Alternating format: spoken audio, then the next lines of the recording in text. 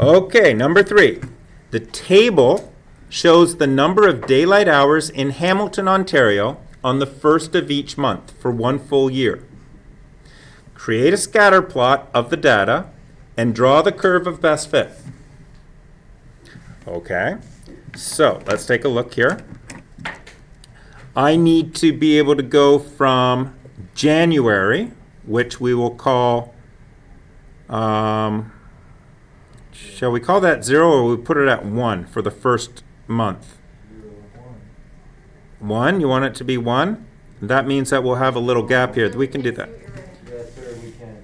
So we'll make that January, February, March, April, May, June, July, August, September, October, November, December.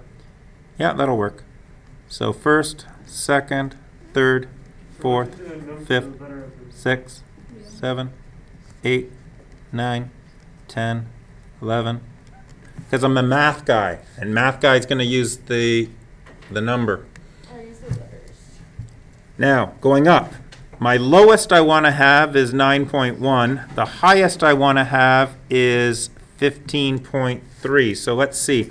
Can I go up by 2, 4, 6, 8, 10?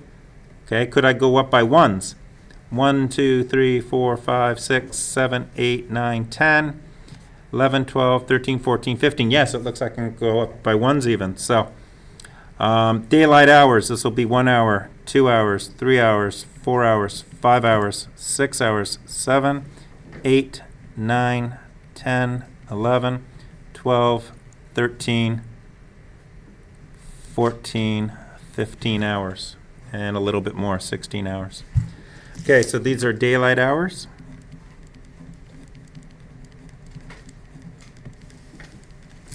And these are the months.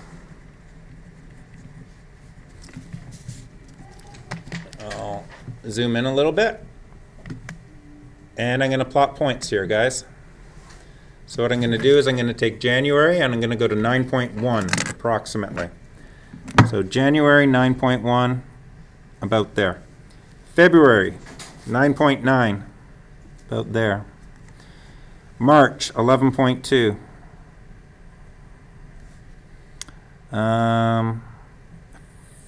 April 12.8. May 14.2. June 15.2. July 15.3. August 14.5. September 13.2. October 11.7. November 10.7. And December 9.2. So here are the daylight hours, joined by a curve of best fit in Hamilton. And by the way, this data is accurate. I took this off of,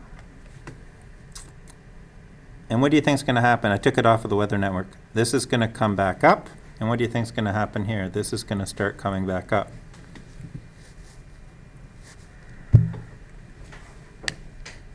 So, these are all your daylight hours. They go up to a maximum in August, I think it is, July, and they come down to a minimum in January. And then they're going to go back up again, aren't they? And it's going to fluctuate over and over. And you understand that, right? You understand that we have more daylight in the summer than we do in the winter. When we're at school, often it's dark before I get home, and that's before 5 o'clock. It's dark before I get there. But now it's light until 7:30 at the moment. The sun's going down around 7:30 right now. So let's take a look at this. Does this represent a periodic function? And the answer is yes, it does. And the reason is the daylight hours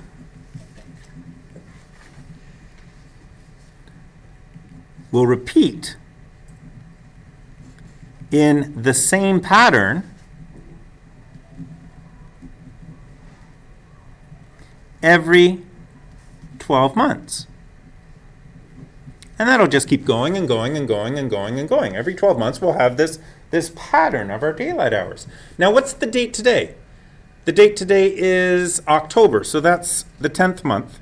And it's about October 5th. So let's see, if I come October and about 5th, so I'm going to come over, I'm thinking that we should have daylight hours of about a little over 11 hours for daylight hours. I don't have my phone here today. I left it at home. Can someone please Google the Weather Network and tell me the number of daylight hours that we're supposed to have today?